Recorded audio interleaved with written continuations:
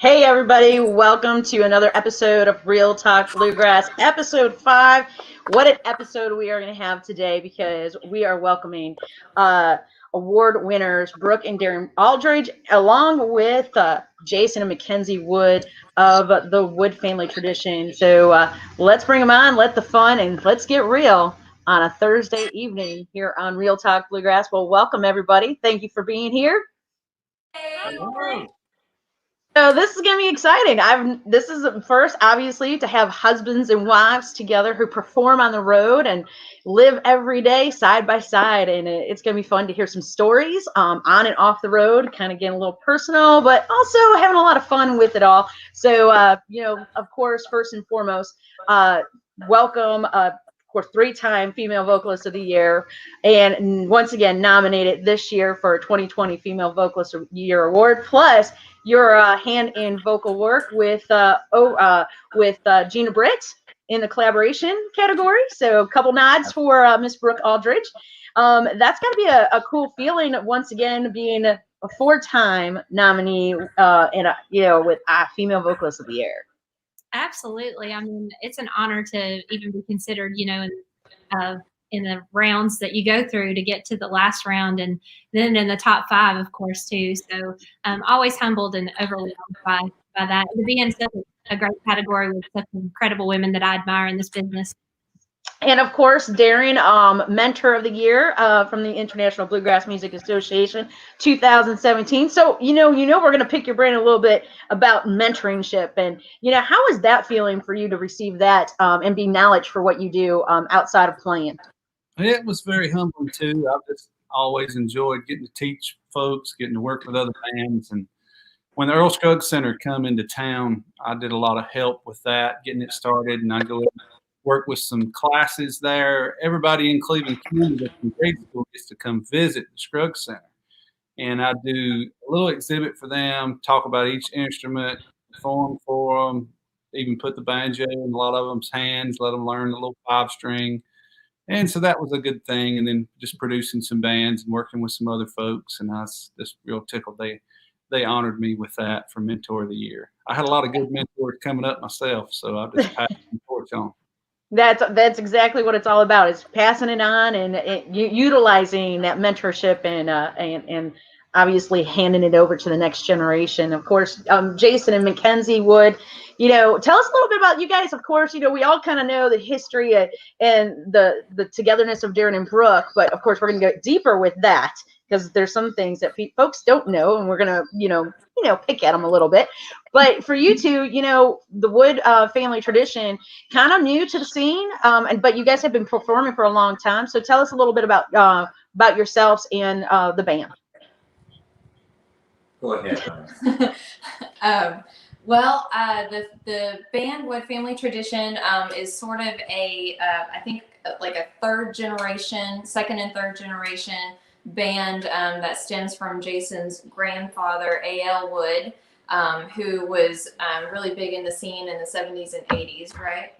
Yes. And so it's Jason and myself and Jason's dad, his uncle Bobby, and his brother-in-law Brian Aldridge, who is the son of Mike Aldridge, who's played for a long, long time in the bluegrass scene, and also he played with Jason's grandpa too. Yep. So in the Wood family, bluegrass music is very rich and has been in the family for a long time, and I just married into it, and so I didn't really have a choice. Don't worry. Well, that's awesome. Well, the fact that you can marry into something and embrace it and completely understand the love of what the family has for the music and now being part of it has got to be a great feeling. It is. It's really neat. I didn't grow up in a musical family, but I grew up wanting to pursue music, and from the time I was 2-3 years old, already showing a really, really intense passion for performing and singing and being on stage. And so I didn't have the upbringing that Jason did, where music was always in my home, and I wasn't surrounded by instrumentalists, let alone multi-instrumentalists like he was. Mm-hmm. So it certainly was a match made in heaven that I fell in love with and married a person that music will always be a part of our home. So one of the coolest things about husband and wives is the fact that you're together. You could collaborate numerous different ways on and off the stage, and bringing that to the stage for the fans. And Brooke, Darin, tell us a little bit about you guys. How you guys met? Because I believe at the time, Darin, you were with the Country Gentlemen when you met Brooke, correct? No, actually, Charlie had already passed. Okay. Charlie died in 2004 in August, and we finished dates out with his son Randy through February of 2005. And Randy kind of wanted to do his own thing, and me and Greg Corbett was with the Country Gentlemen for about 13 years. I formed a band called the Circuit Riders along with Greg Luck. I think Greg Luck was playing with Third Time Out at the time, and Billy G was playing bass with the Gentlemen, and we got our buddy Jarrett Carter in to play dobro, which was a long lifetime buddy and picker of ours. So we had a band at that time called Circuit Riders. It toured for about a year, and it was later, I guess that fall or something, that I met you. Mm-hmm. Brooke and I had been emailing back and forth and had known about one of the other for a couple of years, I guess. Yeah, our families grew up in the same area. Darin's mom and dad moved away about 2 hours where we live now in Cherryville, from where I grew up in Avery County, North Carolina. And so, like, all of Darin's family on his mom and dad's side were from the same area. So anytime I saw any of them out, I went to his school with his cousins. They were always telling me about Darin. You gotta meet Darin. Y'all would just hit it off perfectly. And so while I was still in college, I emailed back and forth a couple of times with him, just asking him questions about the music business and kind of how to get started, because that's really where my heart was, and that's what I wanted to do.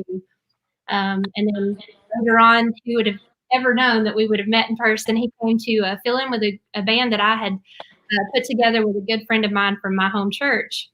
And after we did that, we became really good friends, and I realized that we had the same goals and ambitions, and everything started kind of playing out in about 2006. Yeah. I guess we got to know each other a lot better.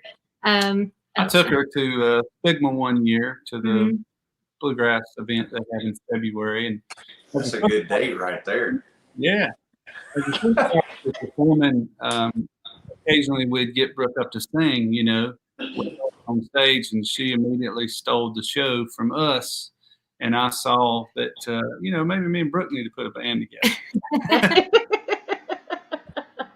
So that might have been a good idea.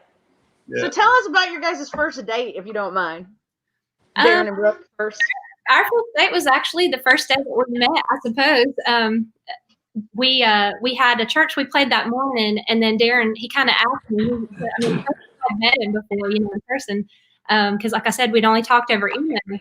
And he was like, "Well, do you want me to go to the gig later tonight with y'all?" And I was like, "I don't care. You can go if you want." It was in Tennessee. The first one that morning was in North Carolina at a church, and then we had another one in Tennessee that night. So I was like, "If you want to go, that's fine," And he wanted me to be like, "Yes, please go," I wasn't to go, So he ended up coming along, and he bought my dinner that day. I was like, "You don't have to buy my dinner, like I can handle it myself, because I had just came out of a relationship, so I was trying to take things slow. I definitely didn't know that a relationship was going to evolve out of this, but she was still kind of in a relationship. I was still hanging on, but I took care of him. I know that feeling. He took care of him. To this day, he still won't tell me what he told the guy that I was seeing previously, but he said he had a talk with him. He didn't come around anymore, did he? No. That's all right. When I was dating Mackenzie, she actually took a phone call from a previous boyfriend while I was standing there. I was like, yeah. I remember. She's forgotten a lot of things, and I'm going to have to expose her. I don't remember this. I remember it. All right. So what about yours and Mackenzie's first date?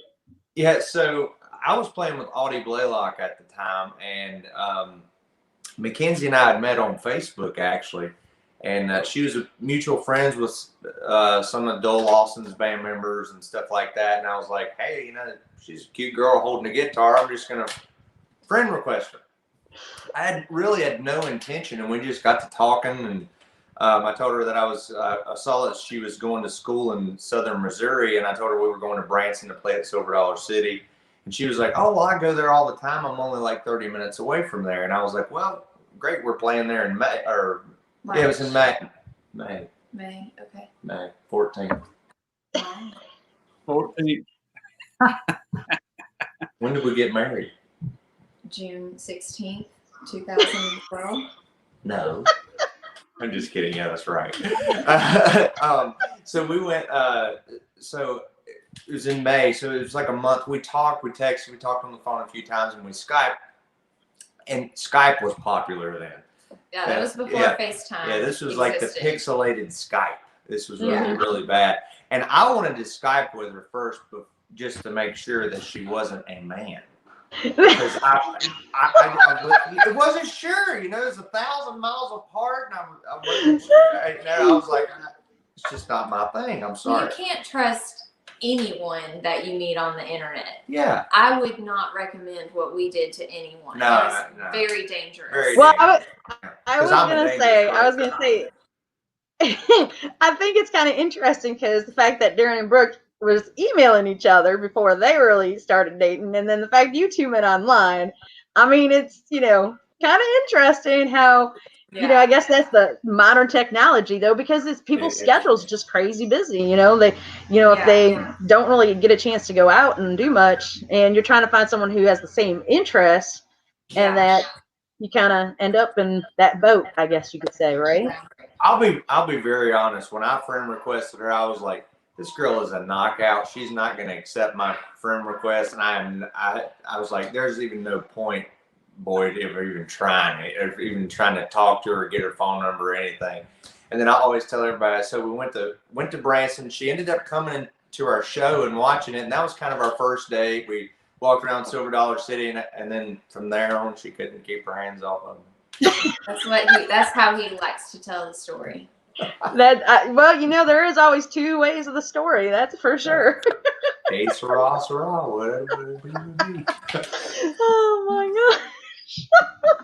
But my side of the story, I was very skeptical as well. And I normally did not, or was very cautious about accepting friend requests from anyone, especially men that I didn't know. And I had hair. He had hair. He did have hair. You want to be careful, and you don't know what people's intentions are. And so when I saw that friend request, I thought, okay, here's another bluegrass guy that I don't even know sending me a friend request. But I decided to accept it, and then he sent me a message right away, and I was like, here we go. But he turned out to be okay. But I did set up. It turned out to be okay. It turned out to be fine. But I was smart. I set up for a friend of mine to come to Silver Dollar City with me because there's safety in numbers. Yep. And I was like, your friend stood you up. So then the day before, she was like, oh, I can't come. And I was like, oh man, I've talked to this guy for a month now, and we've been planning, on meeting each other. And so I really did have this discussion with myself. I was like, here we go. I go to Silver Dollar City all the time. If something were to happen, they at least know who to look for. Because I had been a season pass holder for my entire life. I was like, they'll know exactly who has gone missing. They'll be able to find me. It'll be okay. I even flew my dad out there, so he was a part of the first date as well. Yeah, so I met him and his dad at the same time, which also, that was very reassuring because, that kind of, someone's parents can say a lot about, about their child. And so, say, okay, I mean that in a way that not verbally saying how they are, but you can tell how they've been raised. Mm-hmm. You know what I mean? Oh, I do. So when I met Mike, I could just tell right away this was a good Christian family, really good morals and values, a really solid upbringing, and so I felt safe. That's good. That's cool. So tell us something that might have happened on one of your dates that kind of like really sparked each other's interest in each other. So Darin and Brooke, I'll have you guys go first. I knew the first day. The first email? No, not the first email.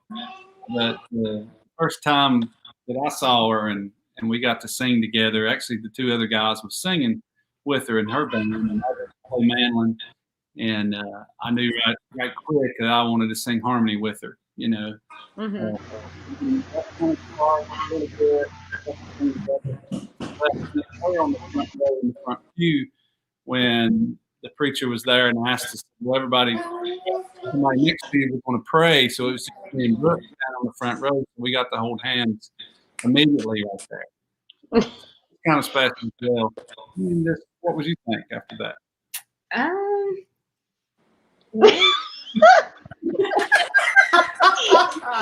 said I was putting you guys in hot seats. Well, that was definitely a special moment because we really didn't know each other that well, you know. And it's like here I am, like, and my best friend Natalie was there that day too, and she said, "What if this is the guy you marry?" You know, and I was like, "What? He could be a serial killer for all I know." You know, like, what are you saying? Yeah, he ate a whole box of Frosted Flakes before the show. Yeah, so I mean that really was a special moment. Now that I look back on it and think how God really did put that together, because you know what were the chances that we were going to be standing there by ourselves when just a minute ago, like our whole band was standing there. Right. Yeah. So, what about you, Jason and Mackenzie? What's sparked you guys for this? Go ahead, honey. Okay, like the thing that No, really when was the first? Repeat the question, please. When was the first time the spark for you, happened about Jason was the one? I think probably the first time we talked on the phone and I heard his voice with his Southern accent. Like Gomer Pyle, you have a real nice voice. Because I'm from the Midwest, and so to Midwestern girls, that Southern drawl is just really attractive. And so when we first talked on the phone and I heard his voice and that Southern drawl, I melted a little bit. Just a titch, huh? Yeah, there was a time I remember. Probably for me, it was the same time talking on the phone and then Skyping with her. I was talking to her was okay. I was like, okay, her voice matches her kind of the face, but I still need to see her. And so once we Skyped, that was kind of with her. And then once we were at Silver Dollar City, it was like, oh, I was head over heels in love with you. And then, but I remember one time we were talking on the phone and she was driving back from Kansas City where her parents lived at the time, was going back to Missouri to go back to school. And I distinctly remember her saying this, that we were talking on the phone and it was like a 3.5 hour ride and we talked like the whole way. And she said something to the effect of, I hope we can talk on the phone again. And I said, well, yeah, we can. She says, well, when we don't talk, I kind of miss it. And I was like, and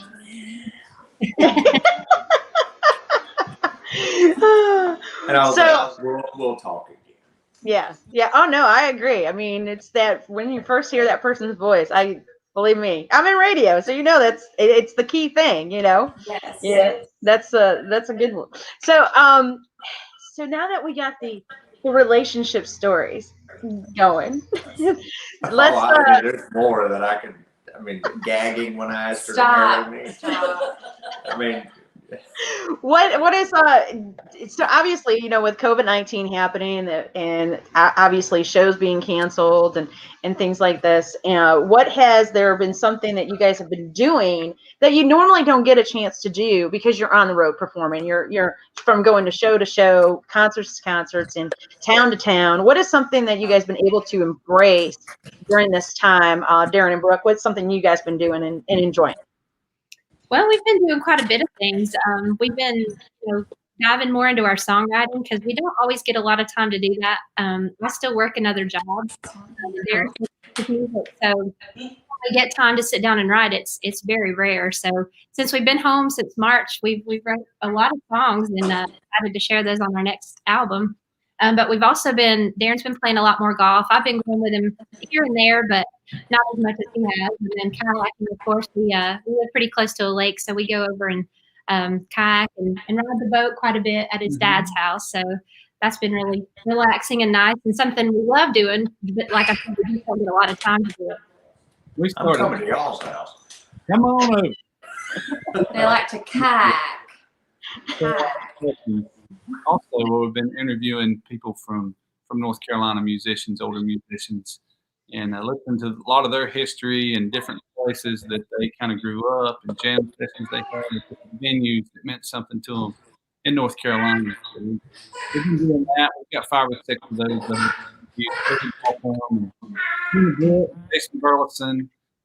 We've got Mark Pruitt, Alan Batty, and several more lists to come. You know, we're releasing them every Wednesday. So that's pretty cool. That's awesome. Good stuff. He's also got a little thing he likes to do on Facebook every now and then called Darin's Guitar Corner, where he introduces a new guitar that he has because he's only got a few. So I was going to ask you how many, because I've watched that a couple times. How many total do you have in your collection? All together? Yeah. That's like your guns. You don't share how many guns you got. Yeah, it's a lot. What is your most favorite one? You know, it's on up there with everything: pianos, saxophones, and fiddles, and banjos, and guitars, and mandolins. I got close to probably 100. Do you have a favorite one over any of them? Special guitar I got a couple years ago. A good mentor friend of mine that was from Charlotte. I met him while I was playing the Country Gentleman, and he kind of instilled in me in collecting instruments. He kind of helped me get started collecting more things. And he willed me his 1935 shade top D8, and it's a very special guitar. Oh yeah, yeah. It's probably one of my top favorites. That's awesome. That's awesome. Precious, man. Yes. So, Jason and Mackenzie, what have you guys been doing during your time besides, raising 2 daughters? Well, for me, back in May, I actually lost my job. So I actually spent about a month and a half being home and was doing some landscaping stuff on the side. And I actually, it's the first time since we've been married and actually had kids that I've actually been able to spend quality time with them, because I'm working all the time. And I was like, this is a time that I'll never get back. So I really enjoyed spending time with my girls. Planting tomatoes, I always wanted to do, make time for that. And I'm like, okay, no, I can't do it. I'm too busy. Well, I had plenty of time to do that, and just spend a lot of time outside and some different things around the house. And also, I helped start a radio show here locally. It's called Piedmont Folkways Radio Show that I'm kind of like a co-host with, and we're doing like roots music, bluegrass, Americana, and all kinds of stuff like that. So that's every Wednesday night that I get there. So I'm learning to be on the radio, which is kind of scary, but you're doing a great job. They've done 7 or 8 episodes now, I think. 10. 10. Wow. Yeah, we started May the 11th, I think. And last night they had a guest who played the clawhammer. What was his name? Stephen Arms, clawhammer banjo. He came down. He was really good. He's a really good banjo player. It was a really good show. And really cool. So yeah, that's what I've been doing. But I'm back in. I work in the financial services industry, so I did. Thank the Lord, I got back into got a job back in doing that, and I've been with that company for about 3 weeks now. And Miss Kenzie over here has been. I do a little bit of a lot of different things, but the one thing that I really have picked up on a lot here lately has been baking and cake decorating, which baking and cooking has always been a hobby of mine that I've loved to do, and I've just always enjoyed it, but I never have taken the time to learn how to decorate a cake or cookies or anything like that. And so I just decided to teach myself, and it caught on, and now I'm like making 2 or 3 cakes a weekend and a couple of batches of cookies a week. I just took a cake decorating class from one of our local professional bakeries in town, and that was really fun. So I kind of fell into it. I didn't intend on that, but my coping mechanism in general during like stressful times or anything is food. And I know that is not necessarily like the healthiest coping mechanism, but that's just how I am. And so I was coping through all of this by baking and by cooking. And it just got to a point to where I was like, okay, I really need to stop like eating all of this. Our grocery bill tripled. Well, yeah, because we were home all the time. We were home, and when you eat 3 meals a day plus 2,500 snacks for your toddler children, we are going through a lot of groceries. But anyway, I was just like, it's okay if I want to bake it, but someone else needs to eat this. I need to stop eating it. Quarantine 15 is the real thing, and so I just posted it to my Facebook, and I was like, does anybody want to buy this cake that I made? I mean, I'm not a professional or anything, but it's going to taste good. And people started buying it. And so that's what I'm doing. And I've been songwriting too. That's awesome. Awesome. Yeah. So I forgot to mention, we went into this, we finally found time to go into the studio a few weeks ago. So we got 5 tracks cut, and got a rough mix on them, and we're gonna go in here in probably a month or 2 and finish it up. So it's been something that we actually wanted to do last year, but we were busy. But now that we have 0 shows for 2020, we decided we would record. We're gonna be releasing a single soon. So that's awesome. Really well, of course, you guys got the new music coming. Darin and Brooke, you've been writing new music. But you guys also have a Secure Rounder record album, Inner Journey, that's out. Numerous cuts, love them. You know that. If nobody has it, they need to snap it. I gotta tell you, and I've already told Darin Brooke, my most favorite song on the album is Emmylou. It just hits everything, every note, every key. Plus, there's more, but that is like the key one that stole my heart. But that's how that's how music works. It steals your heart as soon as you hear a song or hear a melody or hear the licks of the songs, and at this time, it was between now and August 4th, 4 years ago, Darin and Brooke's album Faster Than Farther Than You came out, and of course, it came out at the time where, of course, today we lost my mom. So, having just got sweeter, I needed that song at the time. So it's amazing. You want to encourage everybody to continuously put new music out, put it out, because you never know who it's going to touch and when it's going to touch them. It could be an album that maybe from years ago that you haven't stumbled across on, and you're going to find that song that touches you for that meaning today. So with being home and writing music, and you feel the loss of all these shows. I know, of course, Darin and Brooke, you guys been able and lucky enough to do some drive-in shows, as well as your shut-in on Sundays, your wonderful piece that you guys put together. What is something that you have discovered and are recovering from the loss of the gigs, and maintain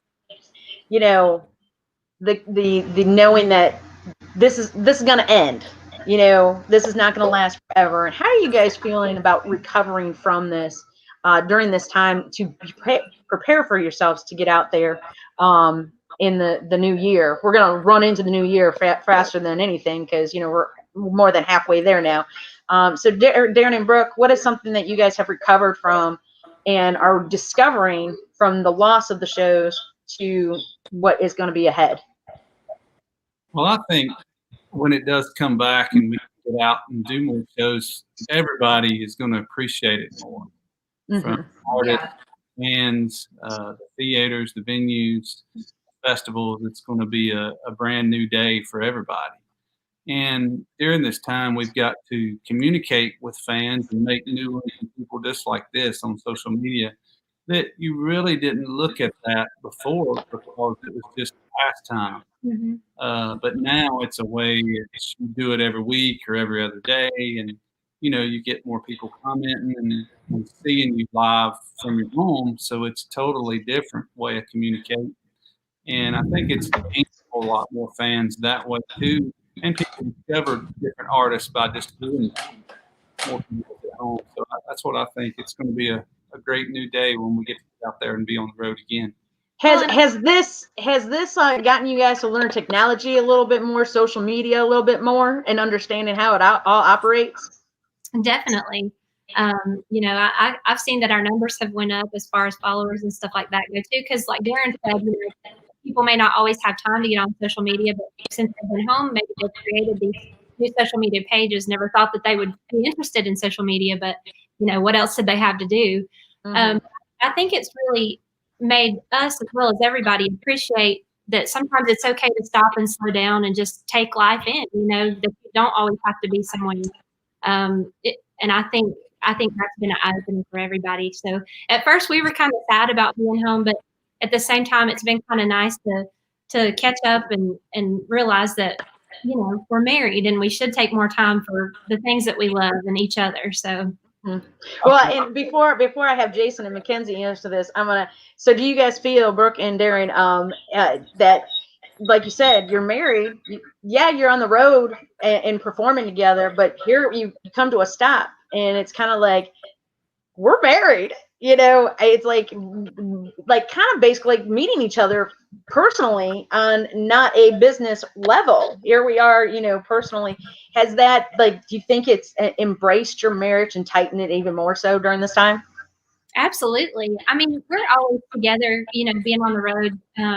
But sometimes, like you said, from the business aspect of it, it's not like we get a lot of us time. You know, we're usually with the band or, you know, traveling down the road. Darin's usually driving and I'm sleeping in the back because I got it made. He treats me like a queen.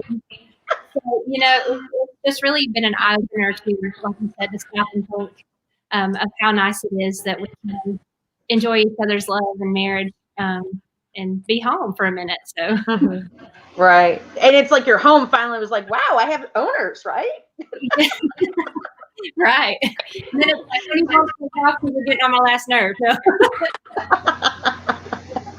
To get used to it that first month, you know, everybody was stuck at home. I'm 23 now, and I've been traveling since I was 18. I'm going somewhere every weekend, something, you know, going traveling. It's in my blood to go, you know. So here it was tough for the first couple of weeks. I've got used to it now. You probably won't play half as much as you used to.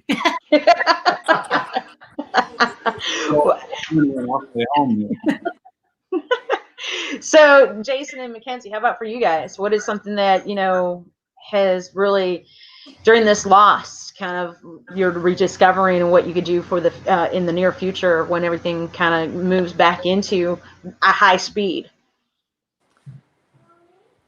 I'd say very similar to what Darin and Brooke said. I think that, you know, despite losing all the shows and going into next year, if everything goes as planned and we can get back into festivals and venues, I think it's just, for me, it's been don't take for granted the ability to be able to go play a show because it can go away very quickly. And you just, you know, there's people that love to listen. We love to play it, you know, and it gets ripped from us just the way it does from the listeners. So it was kind of like, hey, you know, don't take it for granted and enjoy it. some positive. There's actually been more positives out of this than there has been any negatives, and I think that's a lot about your mind. It's about your mindset and how you look at everything. And for me, it's given me a lot more clarity on life. I'm choosing now happiness over other things, and I'm like, I'm gonna choose happiness versus this versus that, because it's better being happy than being miserable over something just to make it work. And slowing down, I've actually enjoyed not having the hustle and bustle and going everywhere in this way. It's just nice, and I've enjoyed it. Sometimes you need that pause. It's kind of given me, like how Darin and Jason are both saying, like how they enjoyed the slowdown, and how Darin said he might only want to do half the amount of shows. It's kind of had the opposite effect for me. I'm ready to get out, and I wouldn't be mad if we had like double the amount of bookings next year or triple, because I was already home. I'm a stay-at-home mom. And so at the beginning of the shutdowns and everything, it didn't really like hit me hard the way that it hit a lot of other people who had to like. It didn't hit either of us that way. Yeah, and he could already, with his previous job, he could already work remotely from home if he needed to. And so for him to have to move home to work wasn't a huge deal. And I was already home full time with the girls. And so it took a few weeks for it to set in. But then like once all of our shows and everything got canceled, having a show is one of my main outlets for getting out. It's a reason for me to put on something nice to wear. It's a reason for me to put on makeup, put myself together, and do something that doesn't involve wiping butts and faces and making snacks. Tell them what all you have to do for me. And so for me, like I'm very ready. I'm ready to get back Take it easy there, Tiger. I'm ready to get out. I'm ready. I have the I'm kind of like Darin. I'm like, I don't really care if we drive 4 hours to get some out. But I will say I will. Yeah, I will say that I have actually, I've actually been picking a lot more just by myself and practicing multiple different instruments. I play an instrument every day, and it's like it's now a part of my routine, where before it, I may pick the mandolin up once a week, and then before a show may do what I need to do to kind of get brushed up on it good enough just to get through something. But now I'm finding, after I put the girls to bed, I'll go outside and pick the banjo for an hour and a half or something and be like, man, it's 12 o'clock, I gotta go to bed. But it's just, I kind of feel like we're living back in the 20s again, and I'm an old soul, so I wouldn't mind that. So as you guys prepare and, you think about everything that's kind of been shelved, in the music industry, everything's on hold, in shelved.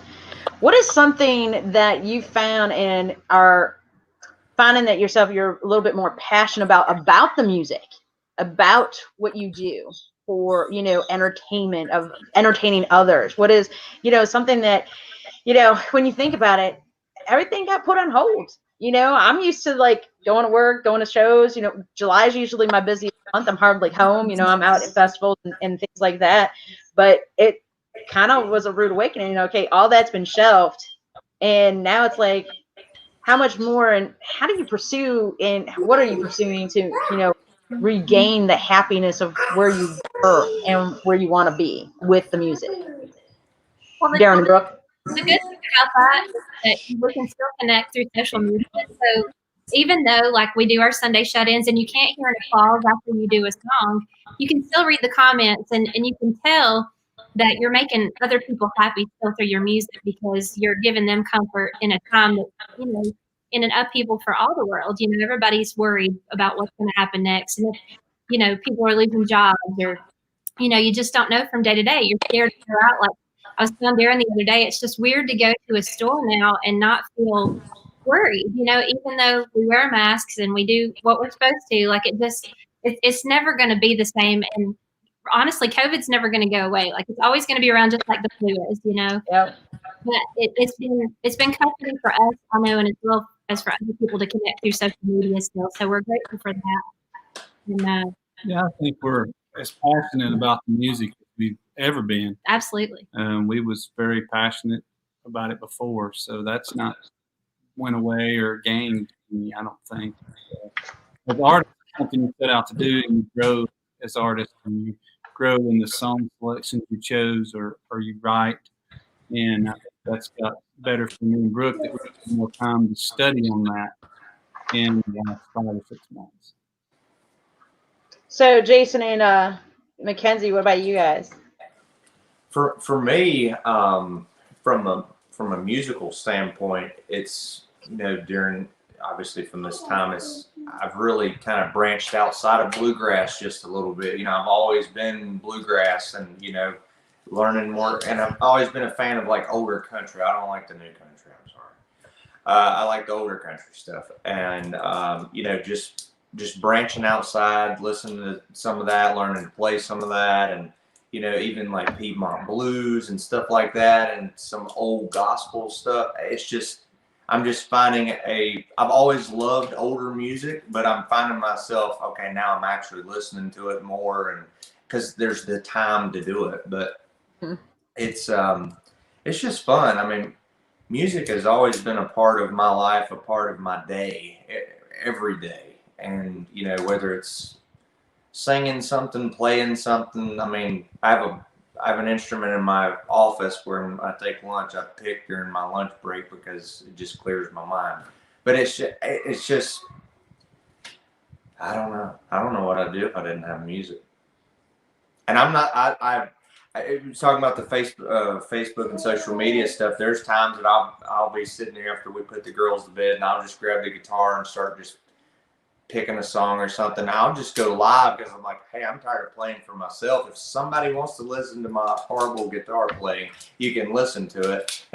And I'm just like, hey, that's just like me sitting here jamming in my living room. If y'all want to listen, you can.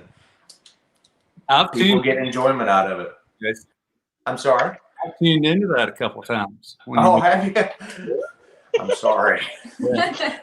I remember the first time I met your family probably was about 97, 96, something like that, the Bass Mountain Festival. Yep. And we was walking around jamming, and I remember y'all had a serious jam, your grandpa and your dad and all the family. Yeah. And that's the first time I was introduced to the Wood family. Yeah.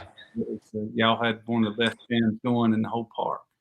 Well, I appreciate it. It was a lot of fun, and I had so many good memories as a kid and a teenager going to all the bluegrass festivals. But I first met Darin and Brooke at the Cherryville. What was it? The Cherryville Bluegrass Festival? Was that what the name of it was? Yes, that's what it was. Yeah, and that was a long time ago, and that was a great play. Chris Bryant was playing with y'all then, and Chris played with us for a while, and he's still a real good friend of ours, and I love him to death. But I can remember just like it was the other day. I'm getting old. So speaking of, you know, meeting people, who has been someone that you have met, not Darin and Brooke or not Jason or Mackenzie, that kind of like has inspired you, but you have someone that you actually have met that has inspired you to continue doing what you do? We'll go with Jason and Mackenzie first on this one. Oh, but I need a minute to think. I've not met very many people, you see. Don't choose me first. Don't choose me first. Jason, you go. Excuse me, Your Honor. Would you repeat the question? Who have you met that has inspired you to like play music or to keep playing music?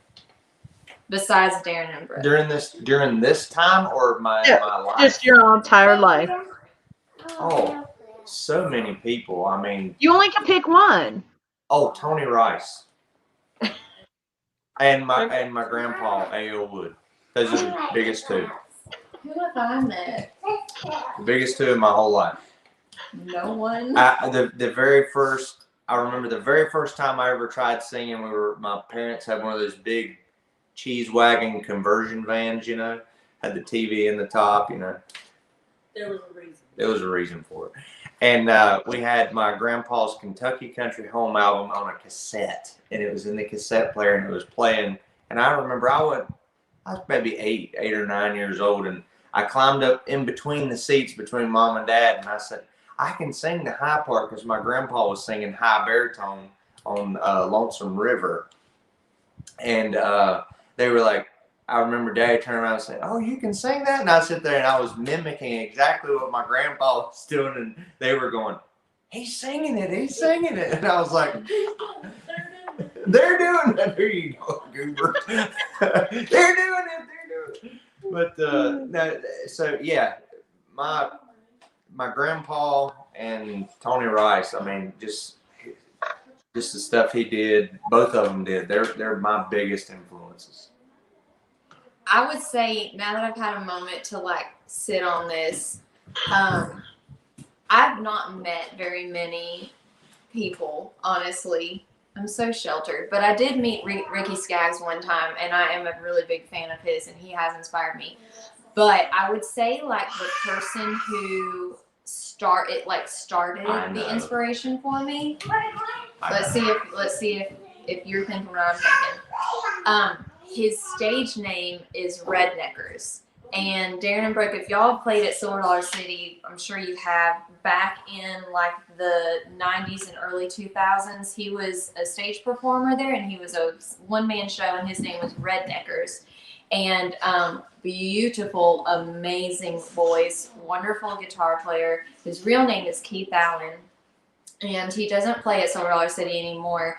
But you know, I talked about earlier how I started having that interest when I was 2-3 years old, when I was the girl's age. And I grew up going to Silver Dollar City. I lived not far from there. And my parents tell stories of me being at Silver Dollar City, watching the shows, and just being like so zoned in. And Redneckers was one of the performers that I really connected with. And, you know, looking back on my childhood, he's one of the ones that inspired me. And like watching him, I remember thinking to myself, that's what I want to do when I grow up. You can also still get that same look from her if you turn on Grey's Anatomy or something like that. So how about for you, Darin and Brooke? Well, I mean, that's a little bit bigger than the question that you asked. Brooke and I have got to live a lot of our dreams in the last decade or so. And we have met and become friends with so many people that we've looked up to, and they've inspired us. And it's just been a blessing for that. Mm-hmm. I'd say, I mean, we're good friends with Vince and Ricky and Marty Stewart, and you've been around Emmy Lou, and you know, all those people we've always loved, but someone we've not that we would like to meet would be Dolly. Both really good. When we got the field, I was so lucky to get to play with Charlie. I was around all the legends really before they passed. We got to pick a lot of them. We didn't get to be in on that. We didn't get to see as many, but it's kind of hard to narrow it down to maybe one person, you know. That's why it's real. It's real, and we're putting you in the hot seat. Always a big inspiration, you know, to me. And we become pretty good buddies and talk about golf and guitars and worldly things, and you know, get to hang out occasionally, especially when we're in town. But and another guy I've got to work with, John Jorgensen, in the last couple years. John, I don't know if you know much about him. And Elton John fan. He's the hardest worker. We'll meet a gig with him. He's in Europe or Australia and overnight, and we'll do another show. Wow, I mean, telling how many shows he does a year. What a great inspiration he's been. And he'll play piano on a project, clarinet on a project, and then he comes in and plays mandolin in a bluegrass band. And he's just outstanding guitarist from jazz to anything. and Right. make music and world travel the way he does. Mm-hmm. I've always been a fan of Darin's mandolin and guitar playing. First time I ever heard him, I was like, man, he is killer on the mandolin and killer guitar player.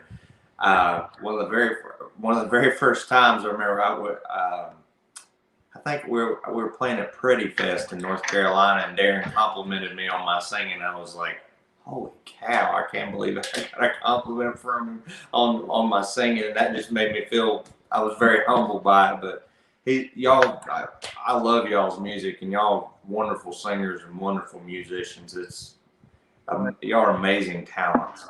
I remember that well. too. I think that's the last time we saw James King. That's right. Yeah, it was. Yeah. Well, That was a really special show.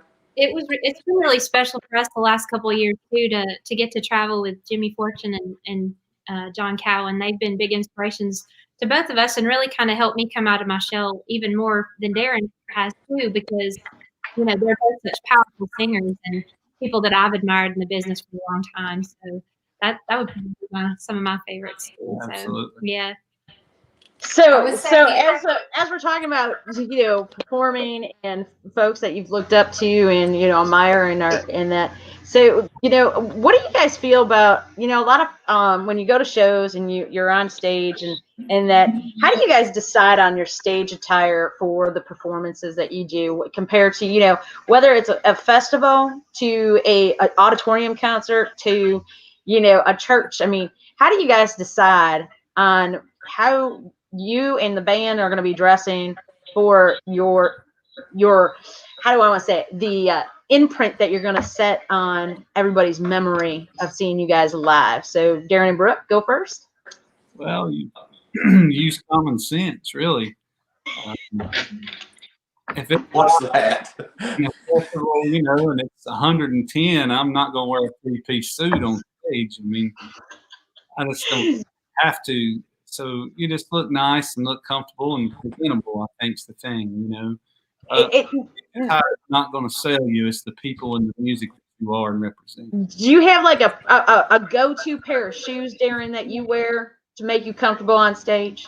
Now. Well, I do now. Since I've met Brooke, she's got me into all kind of shoes. So I have a lot of pair of shoes. He does. He's got as many as I do. I don't have that, but I have quite a few more.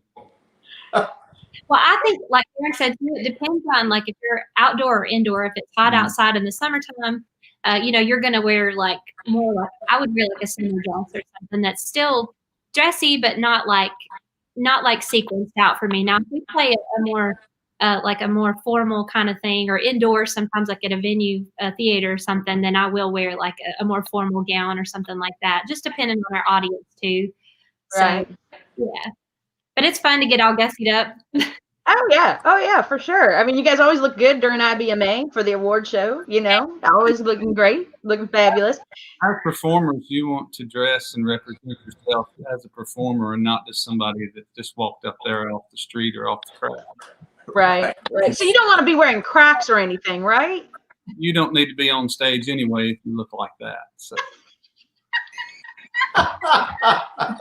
Real. Well, that's true. Come on. I love it. You don't need to be on stage anyway if you dress like that, Jason. What about you, Jason and Mackenzie? I mean, who takes care of you? You guys got definitely a certain look that you guys always stick with, and that. It's because she got me into these tight breeches, and I can't get into any of them. So that's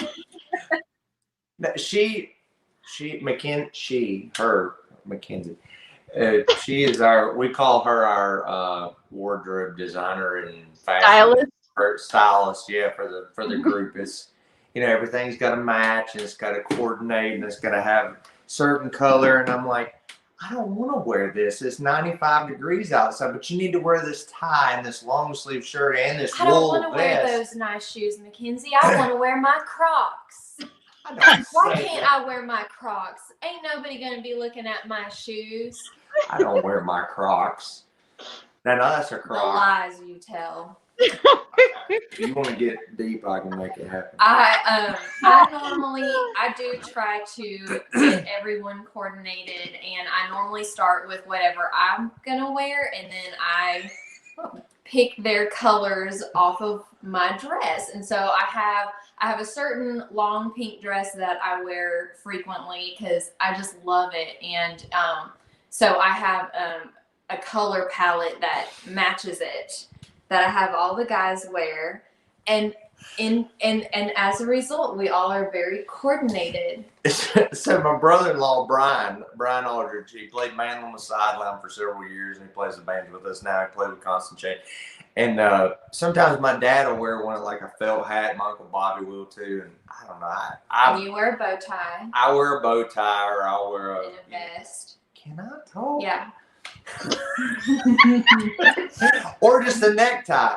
And I told Brian, I said, Brian, we got to get you a hat. Just joking with him because I knew he's not gonna. He wear always like a ball cap or a visor. That's his favorite visor. Thing to wear too. An outdoor bluegrass festival is a visor with visor. his bald head shiny on top. I told him, I said, we're gonna get you a cowboy hat to wear, and he goes, well, I can't repeat what he said, but he ain't wearing one of them hats.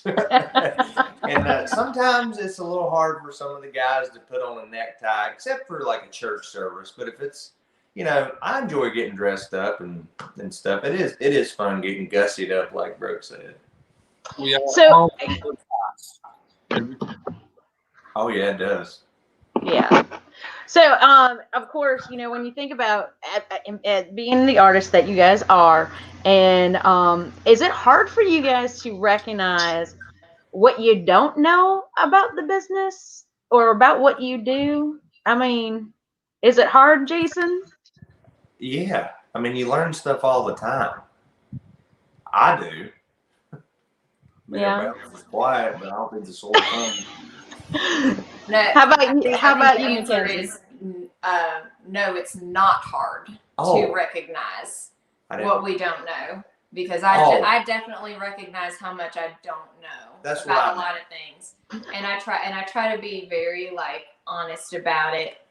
And he'll get on me. He'll be like, you need to not be so hard on yourself, or be more positive. And I'm like that with anything, like with my cakes and stuff. I'll post a cake, and instead of saying all the great things about it, I'll list off all the things that went wrong, and then be at the bottom, be but it's all right if you want to buy it. And I'm that way with my music too. So but yeah, I don't have any problems at all recognizing where I have areas of opportunity. I mean, obviously it's okay to say, yes, I do. I mean, because, there's some things that you think, I'm really good at this. But then it's like, ooh, wait a minute. Let me step back, But, when, we're talking to a mentor now, I mean, Darin, is there a time that you still are you're still learning and recognizing things that you don't know? I mean, you've been in the business for so long. All the time, and that's the thing about any music opportunity in business, is it's changing every day. So it's very hard to keep up with technology, with just like this show here. Now, who would have thought a year ago we'd be doing something like this? Yeah, not me. I can't believe I'm sitting here live with Michelle and Darin Brooke Aldridge. Yeah, I can't believe it. Little TV looking show. So that's one thing we do in Leadership Bluegrass with IBMA, is introduce new things and new technology each year in the class that goes on in March. And it's forever changing everything about PR, about the record labels, how DJs download and music. I mean, would have changed that 5 years ago? You thought you'd have been doing that, Michelle? Now,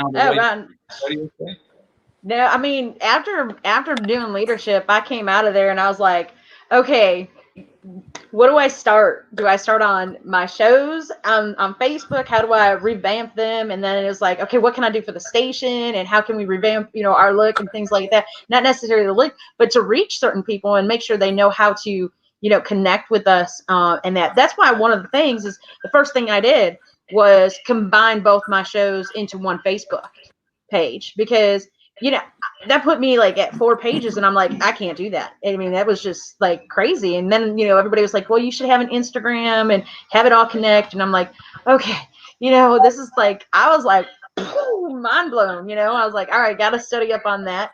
And leadership bluegrass. I mean, the fact that, my class, you reach out to them, or even the alumni, it gives you an opportunity to, pick everybody's brain and continuously learn, and what was the neatest and interesting thing, and it was one of the things that came to me, because of a listener had asked me, and they're huge fans of Darin Brooke, and she would always request their songs every Sunday on the show, and she had happened to ask me a question about bluegrass music, and she's like, why don't I play, she goes, I want to just hear traditional bluegrass. And every band, every act performs traditional in their own style, in their own way. Darin Brooke, you do it, Carolina Blue does, everybody does it in their own style. And I had to really think about how I was going to respond to her. And so I thought about leadership bluegrass, because one of the topics is the different genres and subgenres of bluegrass music. And, it's like, well, my show is reasonably called Bluegrass Borderline because it's a borderline of the genres. It's everything of bluegrass, the acoustic, the traditional, the contemporary, the progressive, thrown in a little bit of jamgrass and old time music. And I think, I kind of shocked her when I threw all those styles of bluegrass at her, because she was like, I didn't realize there was so many different styles. And, and it made her eyes wide open, and it made me think, okay, time to merge the shows to one, because, country, bluegrass, it all merges together. So that's why, I merged pages, because I think it's a key thing to do. And I just, I think it's important that people understand the different styles of bluegrass. And I think it was very focused on in our leadership class this past March, because when you go to Spotify or you go to Pandora, you see different artists that you're like, are they really bluegrass? Well, they are bluegrass. They're just in a different style of bluegrass, Right. Yeah. And, you're not seeing certain people like, Ralph Stanley or the Osborne brothers. I mean, there's different categories of bluegrass. And I think a lot of listeners, I think they appreciate all the styles. And I think one of the coolest things about promoters with festivals and concerts is intertwining that, bringing the contemporary artists and the traditional artists on the stage, because then you're not losing your listeners. And that was one of my other things with my one listener who emailed me. I was like, I don't want to lose my listeners.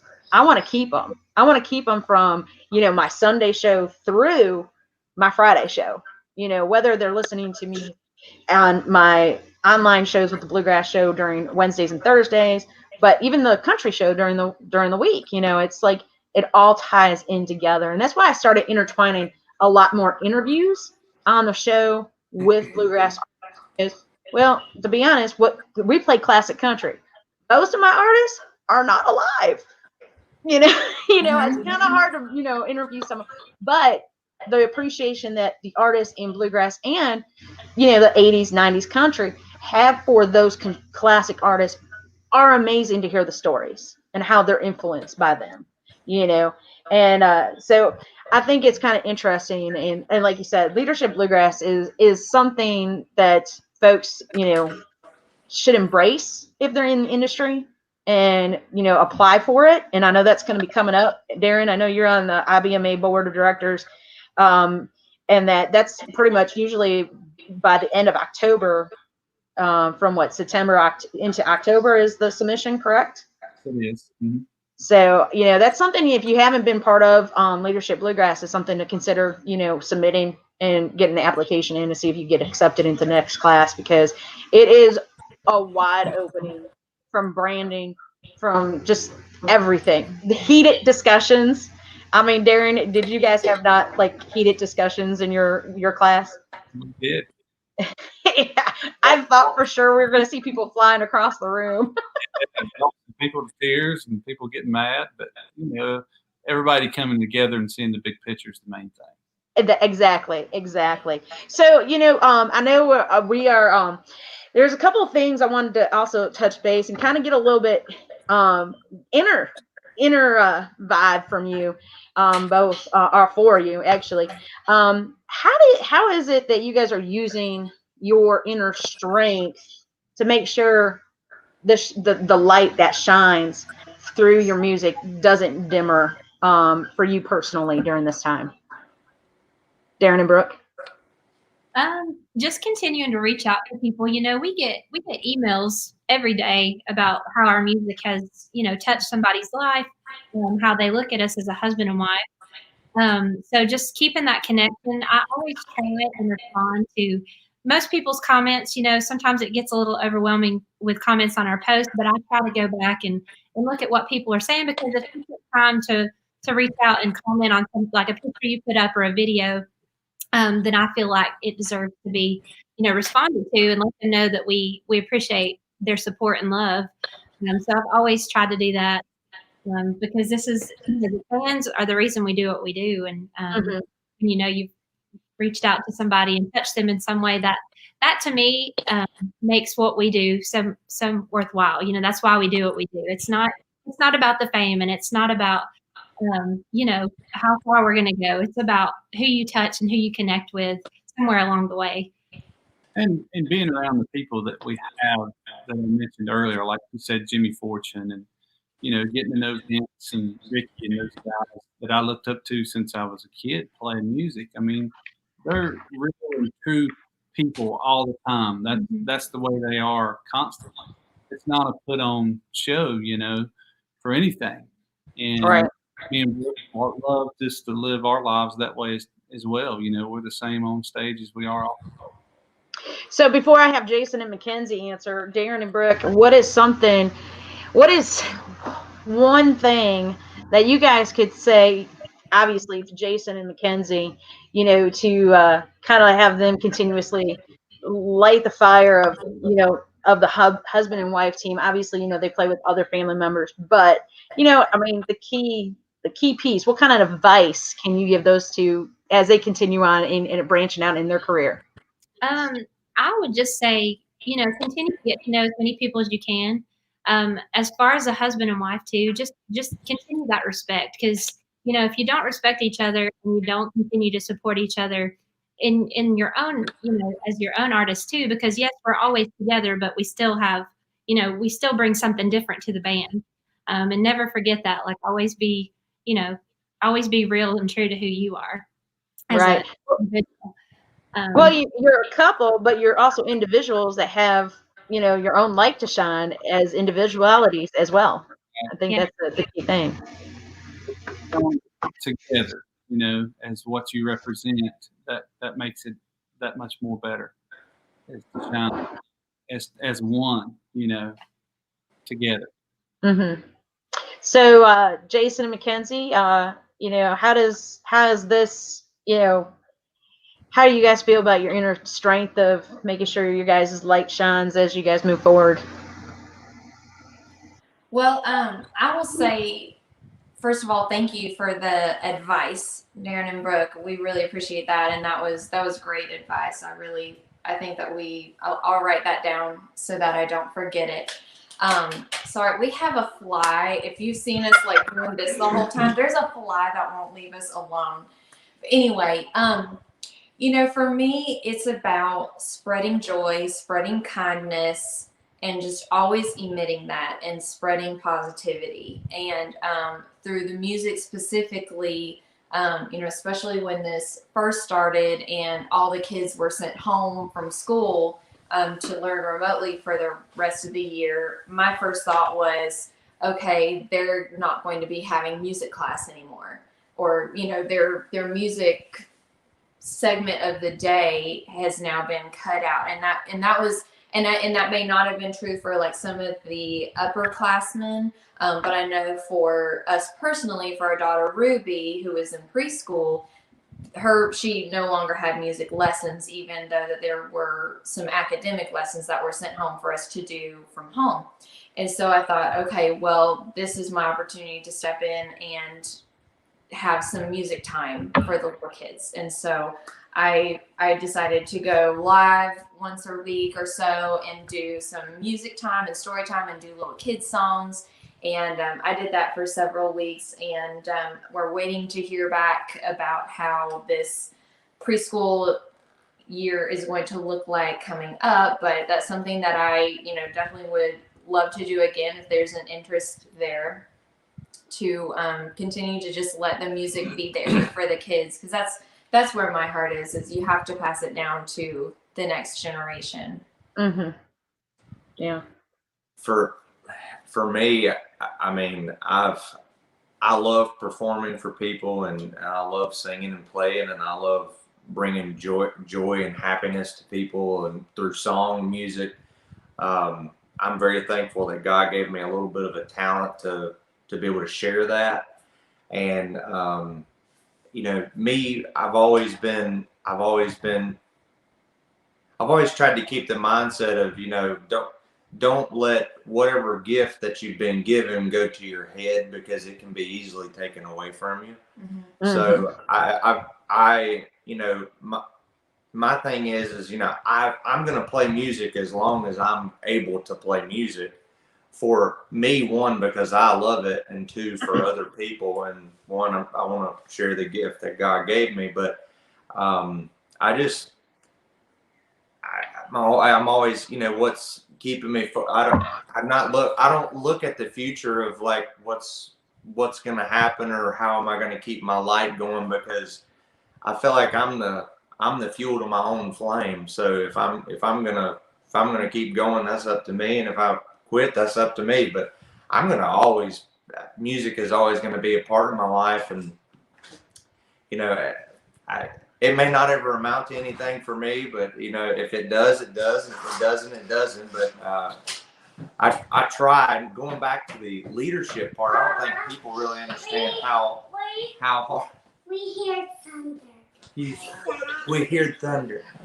I don't think people realize how hard the business side of just the music is.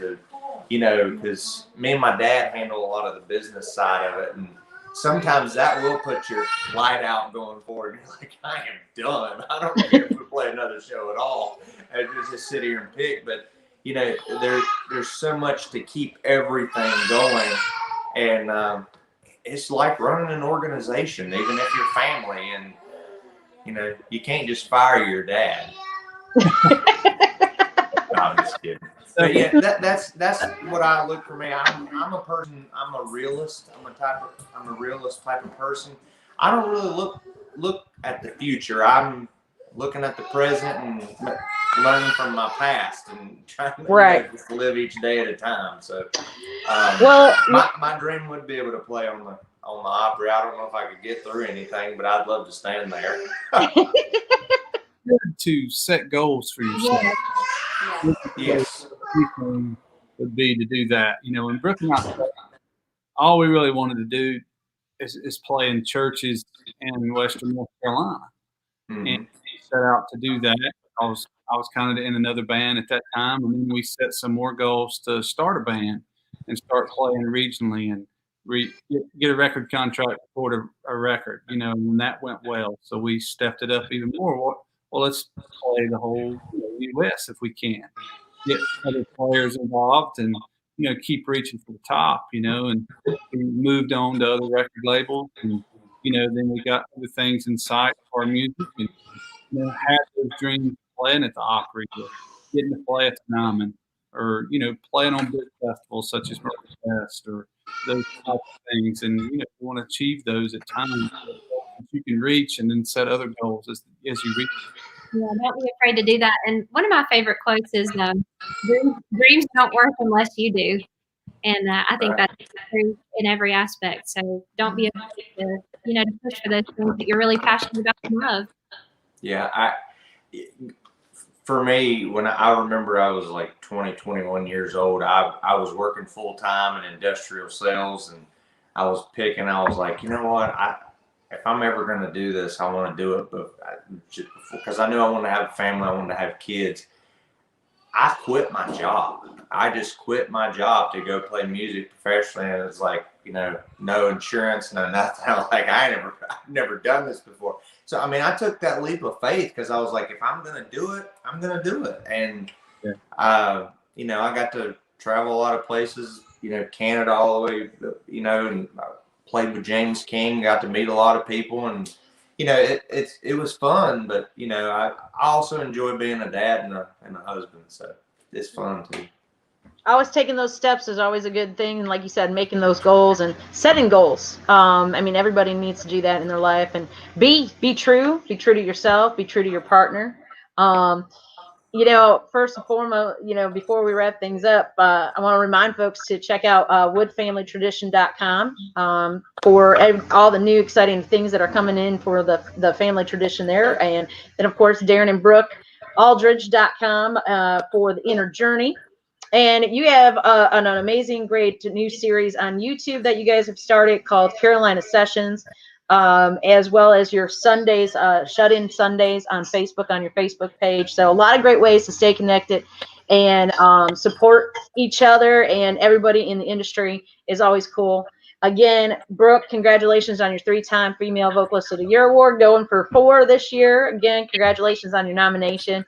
And Darin, always great to hear from someone who's mentored, who's been honored as being a mentor in the business. And you've got a lot of things ahead of you by being on the board of directors. It's going to be a lot of fun to see what the next 12 months will land for you in that aspect, as, of course, this new journey begins. And, of course, we got virtual World of Bluegrass this year. It's going to be interesting, and I'm looking forward to seeing how that's going to unfold from the conferences to the award shows and all the amazing great music that will be had throughout the World of Bluegrass virtual this year. So thank you so much for being part of another Get Real Talk with me. It's fun having husbands and wives double tag teaming it. Before I officially say goodbye to you all, I want you to say one thing, and the first thing that comes to your mind about your partner, whether it's good, funny, or love and sappy, I want you to do it. So I want to go with Mackenzie first. So Mackenzie, give me something about Jason. First thing that comes to your mind. Funny. Jason? He's just funny. He's always quick-witted and has a joke ready, has a funny story, usually true. And he's just funny. And that was the first thing that I really loved about him, was just how funny he was and is. How about you, Darin? How about you for Brooke? Well, Brooke's beautiful inside and out. Brooke's a special person to everybody. Her personality speaks out to people in ways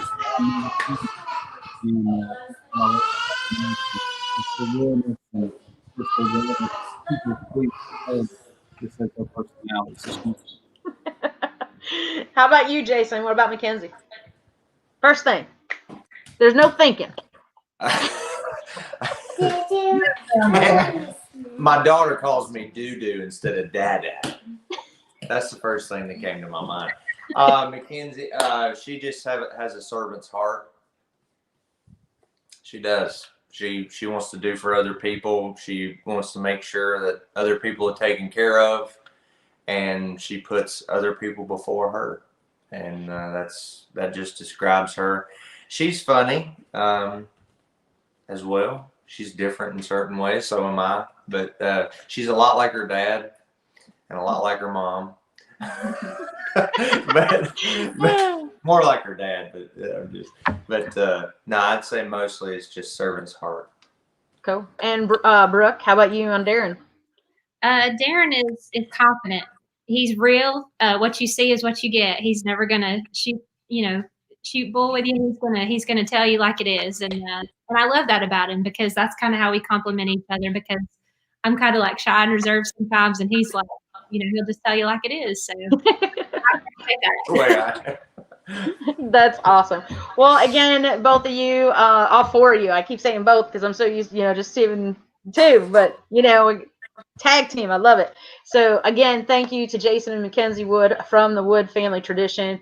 Visit their website, woodfamilytradition.com, and the multi-award winners, Darin and Brooke Aldridge. And Thank you so much. Again, check out their website, DarinandBrookeAldridge.com. Check out their Facebook pages, their social media outlets. Stay connected, and be sure to catch one of their online shows, whether it's Carolina Sessions or Shut-ins and Sundays. And of course, Jason and Mackenzie, when you guys do your thing, make sure you guys tag everybody to chime in and have some great fun.